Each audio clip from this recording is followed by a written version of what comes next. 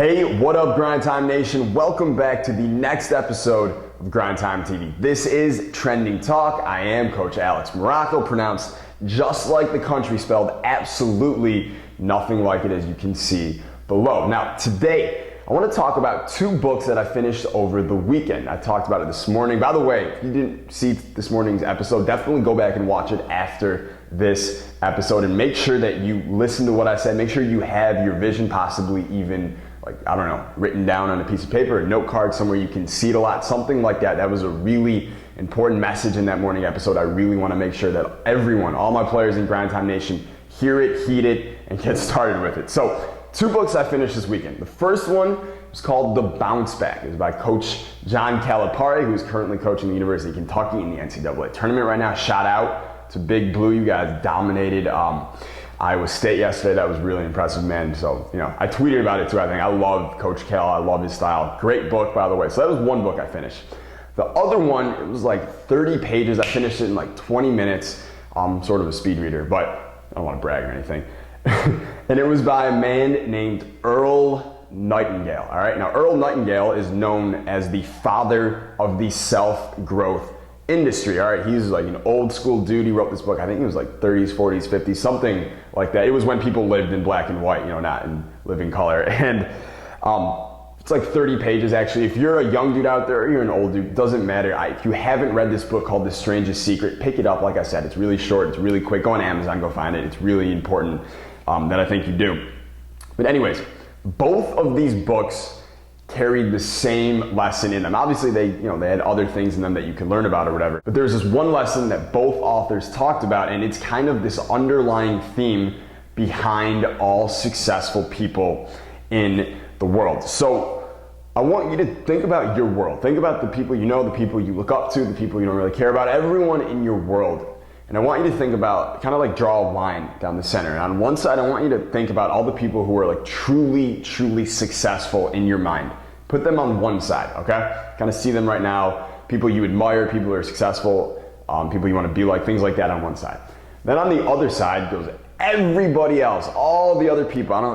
Don't feel bad if it's people who you're friends with, but you don't necessarily think are successful, want to be like, just put them all on the other side for right now, okay?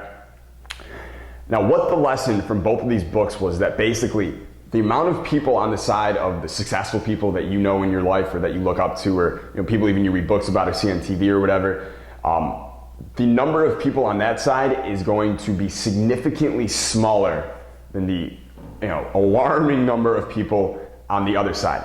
And the lesson is this: it's that in order for you to be successful in the game of basketball, in the game of life, in the game of business, in everything, you need to make yourself someone who's going to be on this side. I want you to imagine someone who's maybe a couple years younger than you, and if I had just gone to them and I was like, dude, I need you to do that same exercise, make the line, put the successful people on one side, put all the other people on the other.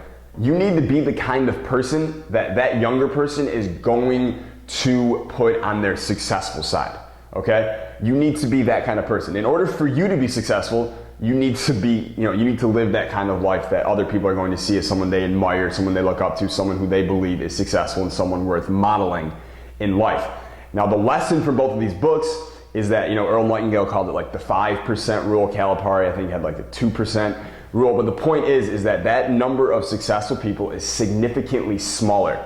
So in order for you to be successful, you're going to need to do the same thing. You need to be part of the 1%, the 2%, the 5%, whatever it is. It's the minority, okay? And for you to do that, it means you got to be different. It means you got to make different choices. It means you got to do different things, okay? So I'm not saying that in order for you to be successful at the game of basketball in your career with your goals that you should be different. I'm not saying that. I'm saying you have to be different.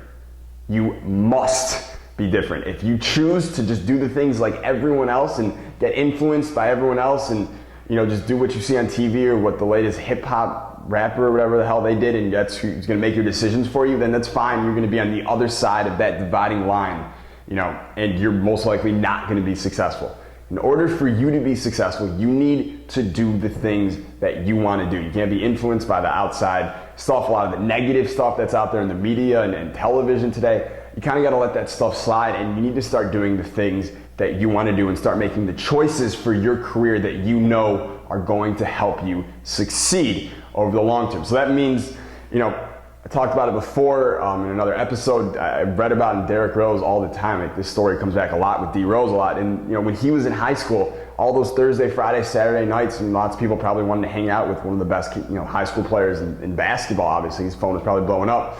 He's on the court every night with his brothers, training, working on his game, getting better, making the choices to be different. Everyone is out partying. He's choosing to do what he wants to do for his career. And you got to be doing the same things every single day. All right. So tomorrow, the game-winning solution is actually going to be open. I'll put a link below, you guys can check it out. We're actually opening up GWS tomorrow. It's the first time in almost 4 months that it's going to be open. So this is going to be pretty cool. It's going to be a fun week. It's going to be open until Friday. I'll tell you a little bit more about it tomorrow, but definitely check it out and get yourself ready if you haven't heard about it or seen it before, because as the players who have seen it before know, it is the only way really right now for anyone to get inside the leading scorers club. It's pretty cool. So I'll tell you about that tomorrow. Plus, I'm going to give you a little bit of guidance tomorrow on being a student of the game. A lot of Grind Time Nation dudes were tweeting about it, talking about it on Twitter this weekend, which was really cool when they were watching the NCAA tournament. And I want to give you a little bit more guidance, a little more insight on how best to do it. So I will see you then tomorrow morning. Peace. Stay Grind Time.